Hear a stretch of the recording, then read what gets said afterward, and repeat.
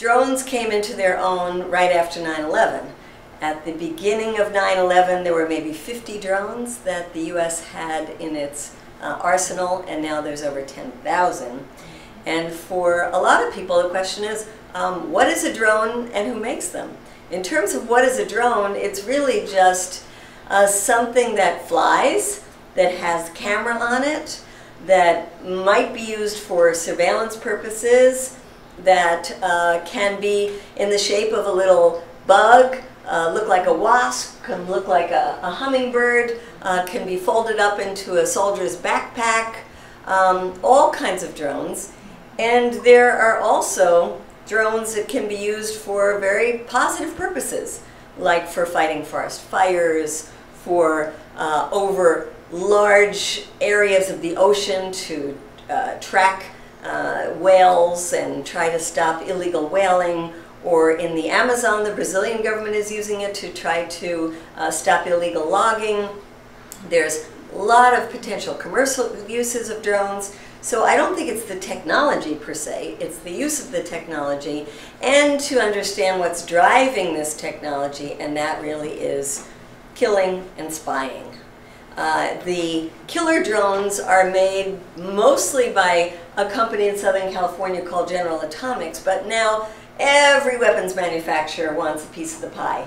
They see it as a multi-billion-dollar industry, so Lockheed Martin, Northrop Grumman, Raytheon, all of these companies. And then, on top of that, the components for the drones are made by companies all over the place. In fact, there's lots of them here in North Carolina. You know, the industry likes to spread it out so that they can then get Congress people in their pockets and say, oh, this is about jobs, you got to support this. And the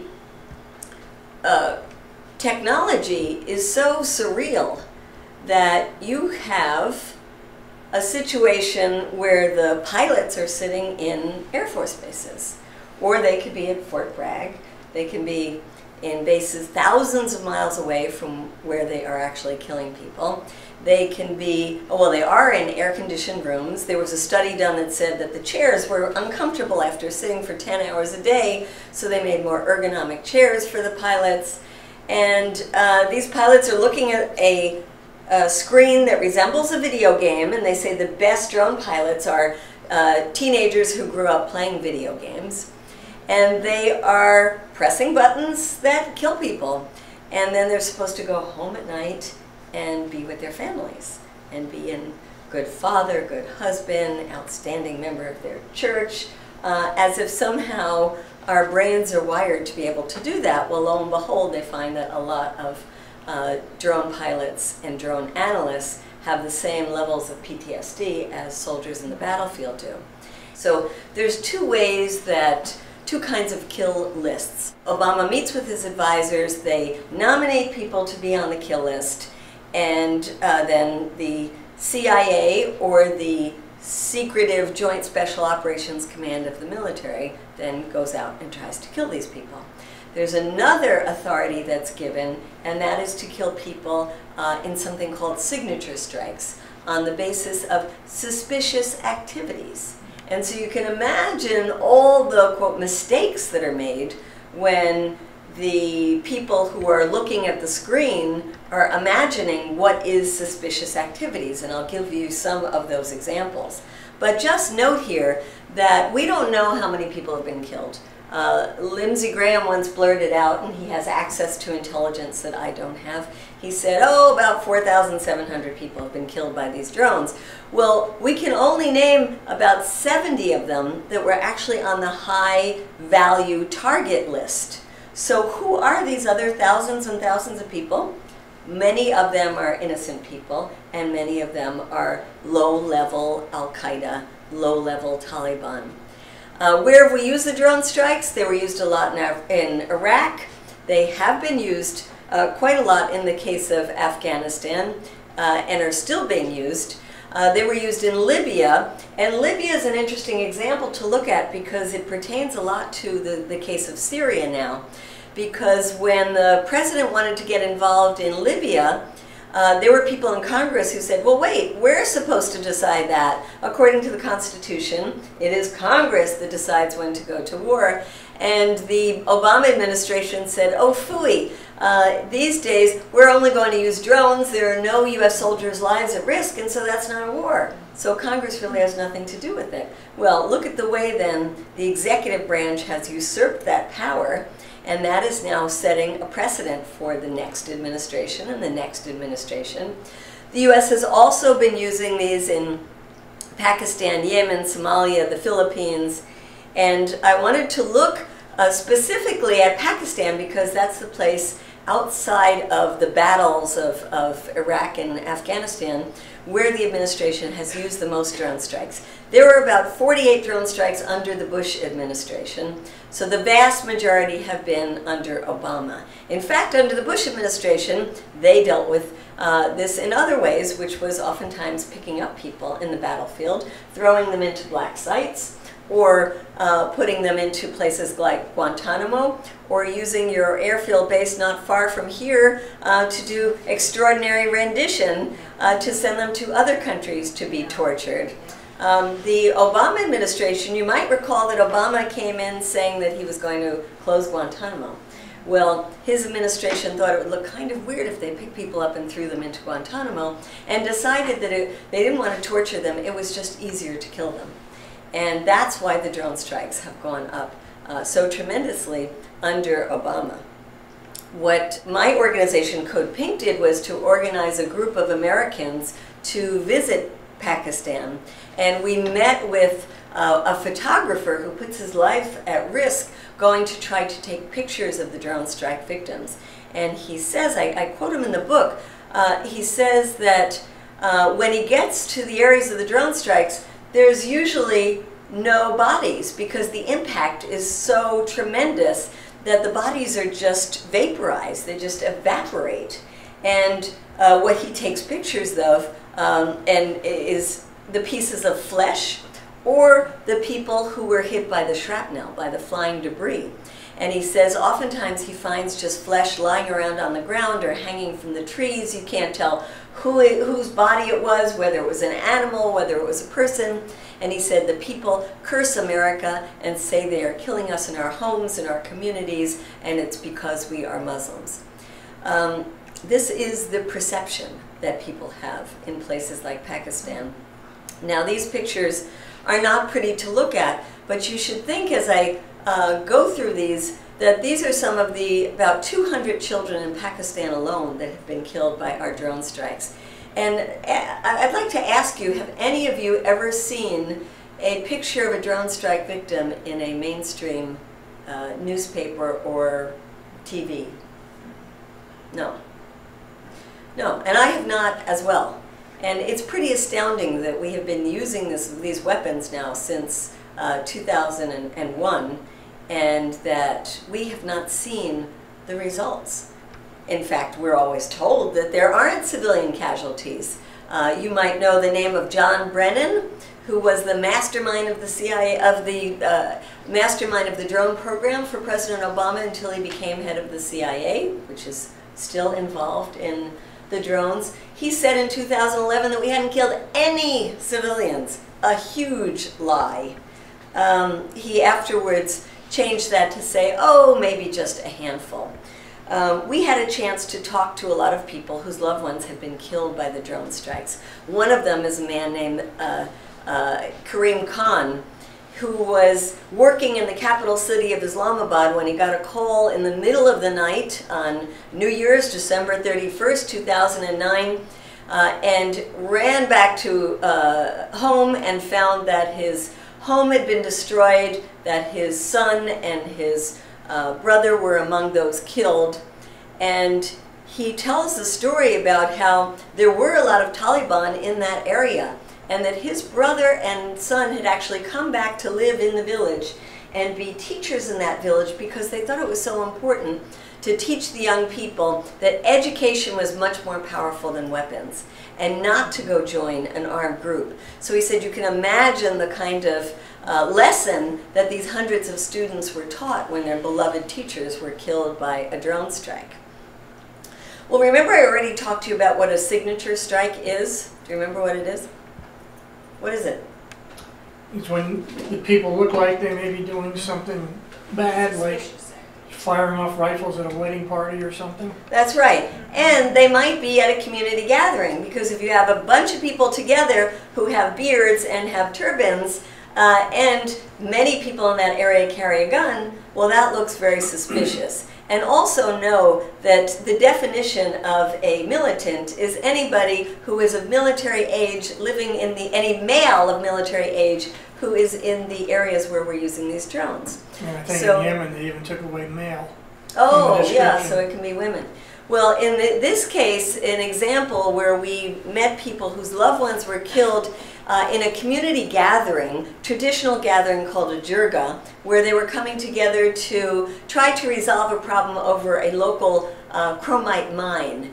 And to people far away, this looked like a bunch of no-good Taliban who were meeting. They sent in the drones, and they killed 42 of the most respected people in that community. Again, imagine the kind of hatred that is spread after that. I don't know if any of you got a chance to listen to or watch President Obama's speech that he made about foreign policy. It was on May 23rd at the National Defense University. And there had been a lot of talk in the media that he was going to announce a number of significant foreign policy changes, like maybe the change that drones were going to be taken out of the hands of the CIA because the CIA is so unaccountable and such a lack of transparency that we were going to just put drones in the hands of the military. There was also talk that they were going to ban the signature strikes because so many innocent people have been killed with the signature strikes. I happened to get a chance to be in the audience. And I was listening to President Obama, and one of the things that he said that really got me angry is I didn't hear any of those major foreign policy shifts, and I heard him say something that was a patent lie, and that is that his administration's policy was to capture people, and that drones were only used as a last resort. And I know so many examples where that just isn't true. And I had to get up and speak out. And I recall the case of this young man, Tariq Aziz, 16 years old. Now, just think about, we are only supposed to be targeting people who are high-level Al-Qaeda people who are trying to harm Americans, right? Not low-level, high-level. So here is a 16-year-old boy invited to the capital city in Islamabad, along with other drone strike victim family members, to talk about their problems, to meet with lawyers to see could they use the local court system. And they recognized that one of the problems is journalists are not allowed into that area, that they had to have more citizens that were documenting the drones. And this young man, his 12-year-old cousin had been killed by a drone. He was very angry. He wanted to document. And he said, I want to learn how to use that video camera. And he got the video camera, was sent back to the village. 2 days later, the only thing that remained of him was some of his clothing.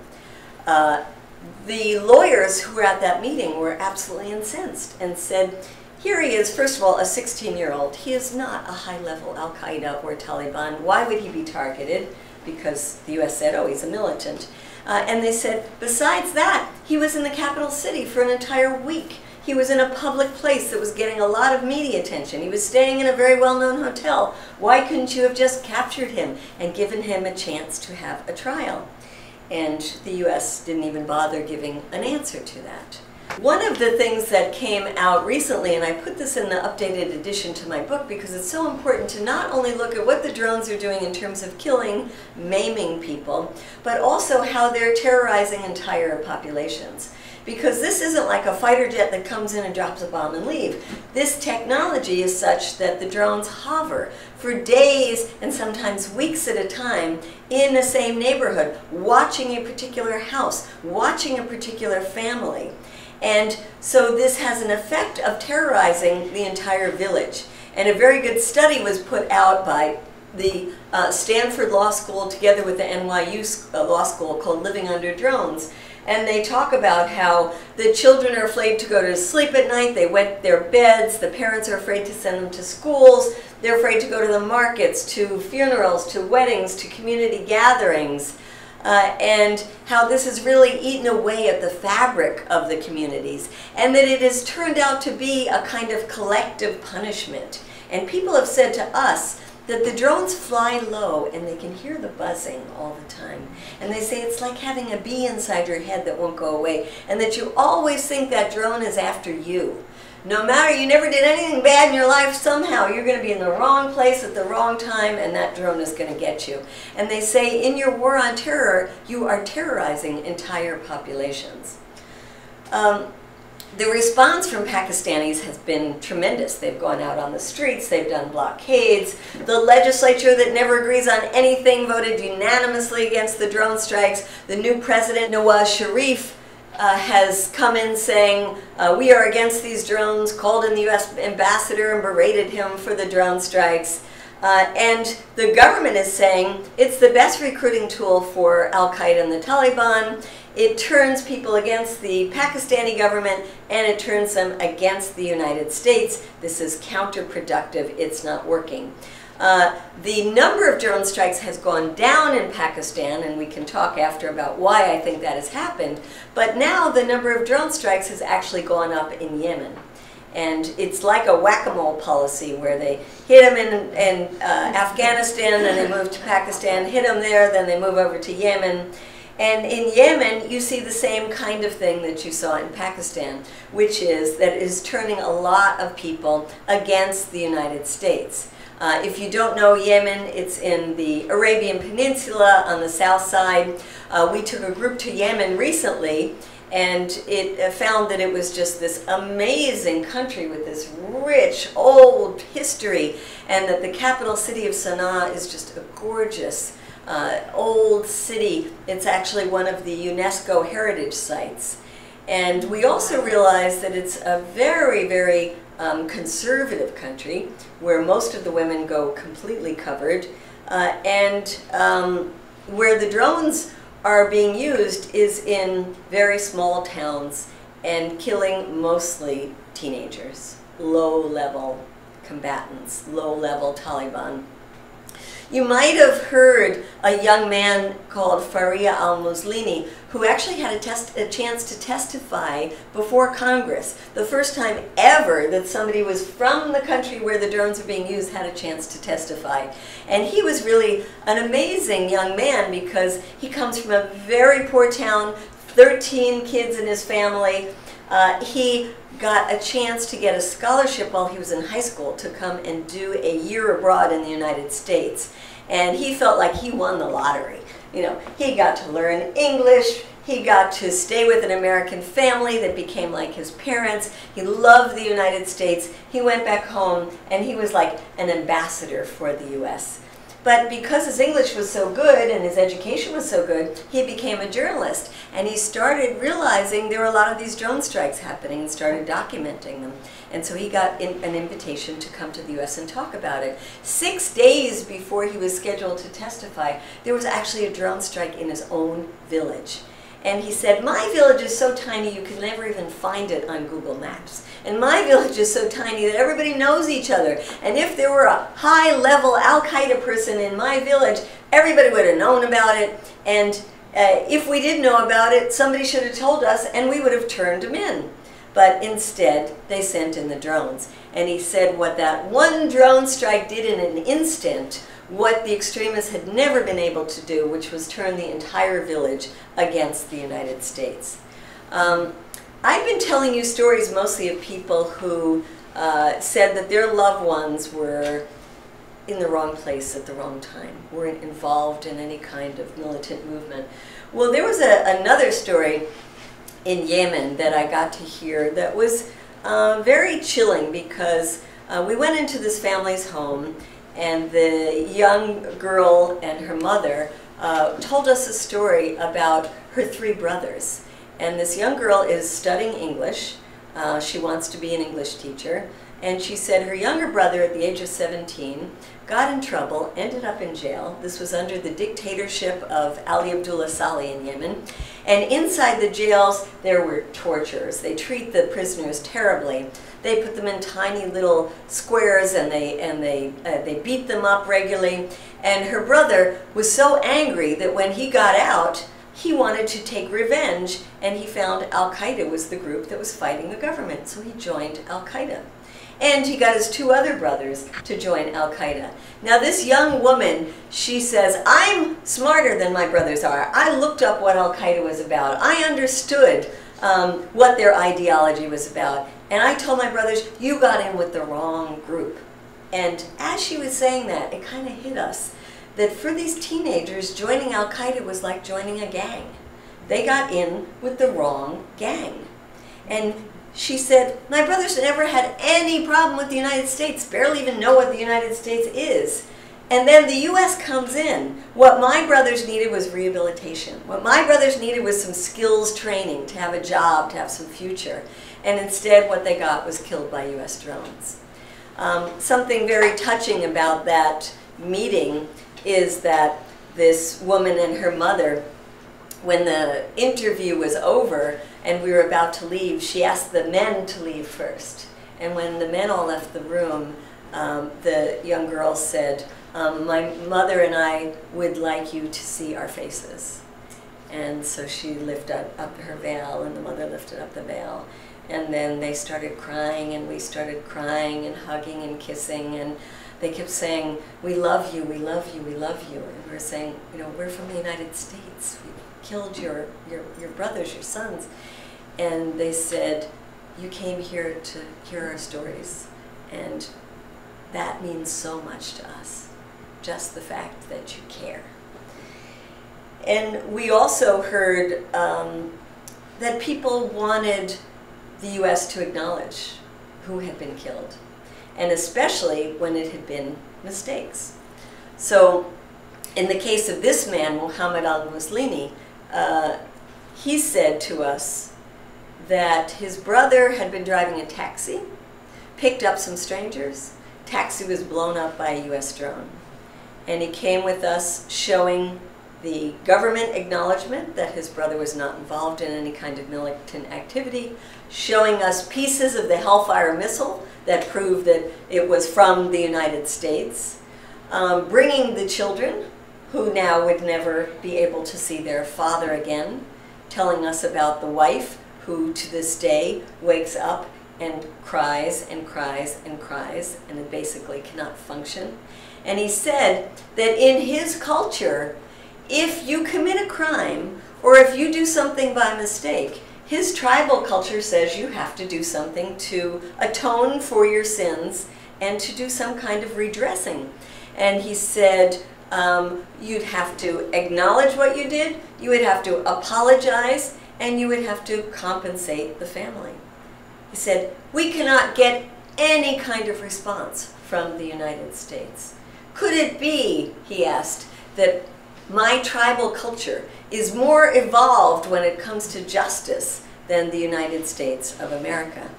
A pretty profound question. You might have heard of the family al-Awlaki. Anybody hear of that family? Mm-hmm. So this is an American family, the son and the grandson, both born in the United States and both killed by U.S. drones in Yemen. We met with the grandfather while we were there. He told us a story about his son, who was an imam here in the United States, who was very moderate, in fact had preached in the Pentagon, had been invited to the White House, but after 9/11, as the U.S. invaded Iraq, as he saw things like Abu Ghraib, the abuse of Muslim people, he got more and more radicalized and starting preaching people taking up arms and killing Americans, and went back to Yemen. He was put on a kill list and he was killed. And then 2 weeks later, this young man, Abdul Rahman al-Awlaki, was killed in a separate incident when he was having dinner with his teenage cousins in a small town in Yemen. And you might have seen an op-ed. It came out in the New York Times and was reprinted in a number of places, written by the grandfather, and it was very eloquent because he was basically saying, I would like the US government to tell me why you killed my grandson.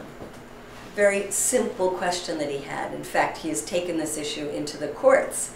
And you know, there's been so much outcry, and rightly so in the United States, about the case of Trayvon Martin, who was killed in Florida by George Zimmerman. And President Obama said at one point, if I had a son, he might have looked like Trayvon Martin. And he expressed his sympathy to the family.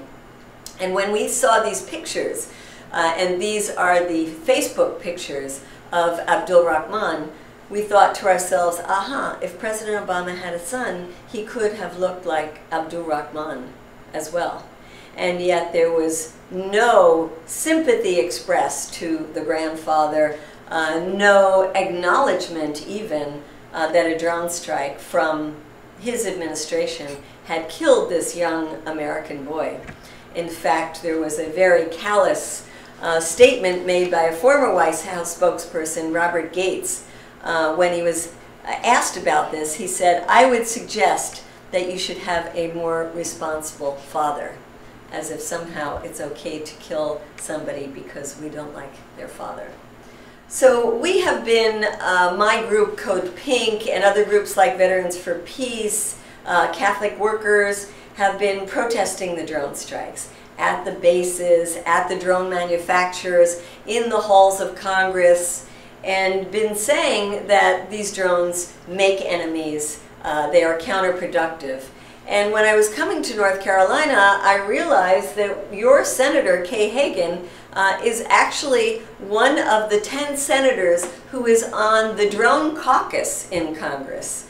And one of her goals as part of this drone caucus is to see the spread of drones overseas and to open up U.S. airspace to drones. In terms of the spread of drones overseas, there are 75 other countries that already have drones. Most of them surveillance drones, but many of them in the process of weaponizing those drones. So here we are spreading a horrible example that we can go anywhere we want, kill anyone we want on the basis of secret information, and now giving other countries the tools to do exactly the same thing.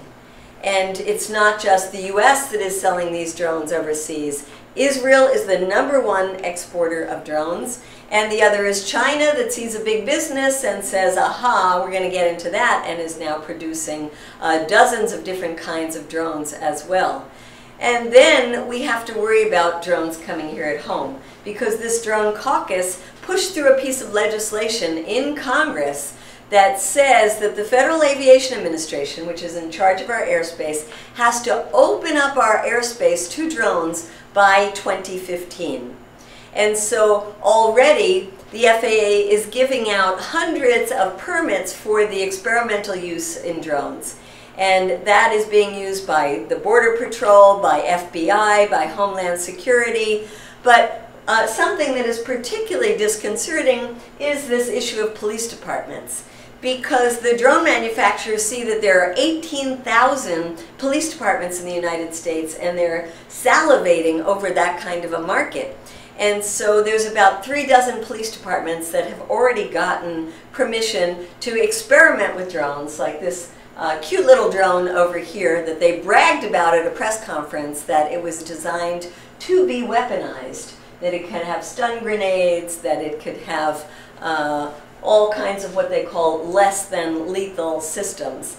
The funny thing about this one is when they did the press conference, they were manipulating the drone, and it was going up in the air, and they were all excited about it, and then it smashed into the tank. So these drones are very shaky, and many of them crash. But actually the drone manufacturers might like that, because that just means you've got to get a bigger, better drone. And Homeland Security is giving grants to police departments to buy these drones.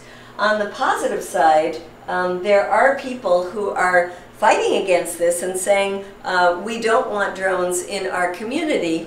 They are saying that we don't know how they're going to be used. The regulations to protect our privacy are not in place. And until they are, we either want a moratorium on drones or we want our states to write regulations. So even in your state of North Carolina, there has been a 2-year moratorium put on the use of drones by law enforcement agencies until regulations can be put in place. And so we're part of a movement all over the country where people are preemptively fighting the introduction of drones, because you see already what the NSA is doing with the tremendous collection of data on ordinary American citizens. And just imagine the next level of that would be having drones overhead 24/7. It would turn us into a total surveillance society. So the positive thing is that we've got some time to fight against it. And there are examples like in Seattle where they bought drones, and when the liberal folks of Seattle found out about it, they were incensed. They demanded a town hall meeting. They got the mayor there. They got the police department there. They were so furious that the mayor apologized to the people and gave back the drones. We also have examples where local communities have passed no drone resolutions, as well as counties, as well as states. And as I've been traveling around, I've been pushing for more of these to be passed. And not only because I think it's important for us to try to win back some of the privacy that we've lost, but also I think we can make the connections between how drones are being used overseas and how they might come back to haunt us here at home. So I'm going to skip over a lot of this because it gets into some other issues I wasn't going to cover tonight, and just end, I think, with some stories from our group that went to Pakistan. Because when we went to Pakistan, it was very scary, just like it was scary going to Yemen. You know, you're going to countries where people don't like Americans. And in fact, a study that was done, a poll that was done in Pakistan, said that 3 out of 4 people thought of the United States as their enemy. And when they were asked why, the foreign minister said one-word answer: drones. We put a word out to the peace community around the United States and said, would anybody like to go to Pakistan? You have to pay your own way, and we have no way to guarantee your safety. And I thought maybe we'd get 3 or 4 crazy people, and instead we got 34 crazy people. In fact, we had to cut it off because there were so many people who wanted to join. Which is really amazing. We even had very young people who, a young girl who was 19 years old who had a fight. Her parents said, you are not going on this trip. And she said, I am going on this trip, and saved her own money by working as a waitress to be able to pay her own airfare. Quite extraordinary. And so we got to Pakistan, and immediately the ambassador, the U.S. ambassador, came to meet with us. And he said, I know why you're here. There's been a lot of press already about your coming, and you are going to be targeted. It is very dangerous for you to be here. And don't go out in public. Well, we didn't listen, and in fact, we went out in the streets of Islamabad doing protests with the tribal people that came to tell their stories. We also did a day of fasting in a very prominent place in the capital so that people could come to us all day long and talk to us while we were there, and they did, and the media came all day.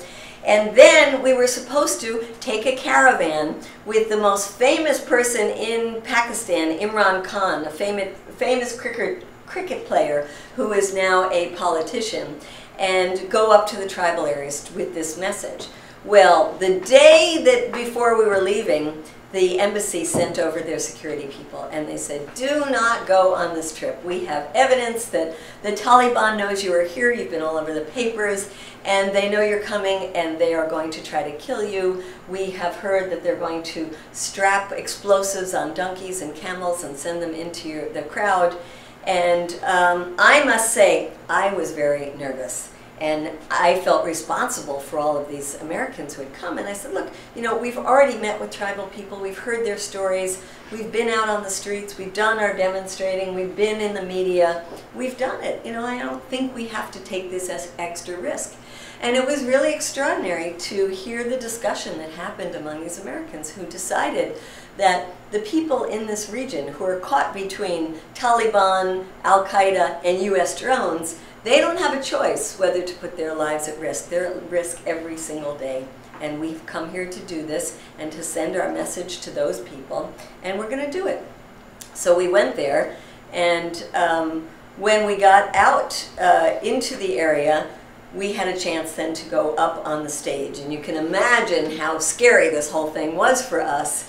We're going out on the stage and we're saying, anybody see any donkeys? Anybody see any camels around?